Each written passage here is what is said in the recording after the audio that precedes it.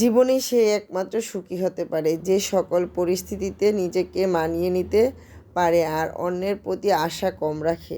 অন্যের প্রতি যত আশা প্রত্যাশা কম রাখবেন, জীবন তত সুন্দর এবং সুখের হবে। আসসালামু আলাইকুম, সবাই কেমন আছেন? আশা করি সবাই খুব ভালো আছেন। আলহামদুলিল্লাহ, আমিও ভালো আছি। তো আমার ছোট্ট ময়না, সে তো তার কিছুই ভালো লাগছে না। তার ময়নাপুর মতো সেও ড্রয়িং করতে বসে গেছে, কিন্তু তার ময়নাপুর মতো তার রং পেন্সিল নাই। তো তার ময়নাপুর মতো তাকে কিনে দিতে হবে সে বলছে। তো আমি বলছি আচ্ছা ঠিক আছে, আমি কিনে দেব, তুমি এখন যা আছে তা দিয়ে ড্রয়িং করো। তার একদমই ভালো লাগছে না। আমার ময়নাটার জন্য সবাই দোয়া করবেন।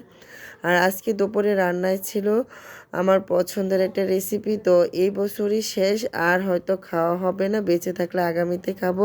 মানে সেটা হচ্ছে আমার পছন্দের পুঁই শাক। তো লাস্টবারের মতো গাছ থেকে কিছু পুঁই শাক মানে তুলে নিয়ে আসলাম বিচি সহ। তো সেগুলি দিয়ে আজকে চিংড়ি মাছ দিয়ে রান্না করতেছি। অনেক খেয়েছি, আলহামদুলিল্লাহ, শুকরিয়া। এত এত পুঁই শাক খেয়েছি আর এত এত সবাইকে দিয়েছি যে শুকরিয়া আদায় করে শেষ করা যাবে না। তো এটাই লাস্ট বার ছিল, এগুলি খাবো। তো এখনও গাছ আছে, তো ওইগুলি হচ্ছে বীজের জন্য, বীজগুলি পাকাবো, ওগুলি আর খাওয়া হবে না, তার জন্য এগুলি আজকে রান্না করে খেয়ে নিচ্ছি।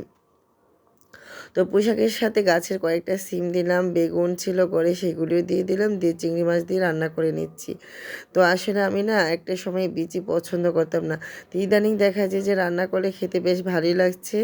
তো যাই হোক, রান্নাটাও কমপ্লিট হয়ে গেছে। আমি একদমই মানে অল্প করে ফেলছি, রান্না করতে করতে ভাজতে ভাজতে না একদমই অল্প হয়ে গেছে। তো এভাবে রান্না করার পরে দেখলাম না খেতে বেশ ভালোই লাগছিল। তো এটা ছিল দুপুরে আমার জন্য রান্না। আর এদিকে বাচ্চাদের জন্য একটু ব্যতিক্রম করে আজকে রান্না করলাম বিরিয়ানি। যেহেতু অল্প চিকেন আর অল্প পোলার চাল দিয়ে বিরিয়ানিটা রান্না করতেছি, তো একটু অন্যরকমভাবে রান্না করার ট্রাই করলাম। আসলে আমি এভাবে কখনই রান্না করিনি, আজকে ফার্স্ট টাইম। একদম চিকেনগুলি কষিয়ে তারপরে তার মধ্যে আমি পোলার চালগুলি দিয়ে দিলাম, দিয়ে এই যে লিকুইড দুধ দিয়ে আজকে রান্না করব। একদমই পানি অ্যাড করিনি, জাস্ট লিকুইড দুধ দিয়ে আজকে বিরিয়ানিটা রান্না করব। তো আমার ছেলে বলছিল কয়েকদিন আগে বিরিয়ানি রান্না করছিলাম দুধ দিয়ে, অনেক বেশি ভালো লাগছিল, পানি অ্যাড করিনি। তো সে বলছিল আজকেও দুধ দিয়ে রান্না করবো, পানি দিবা না।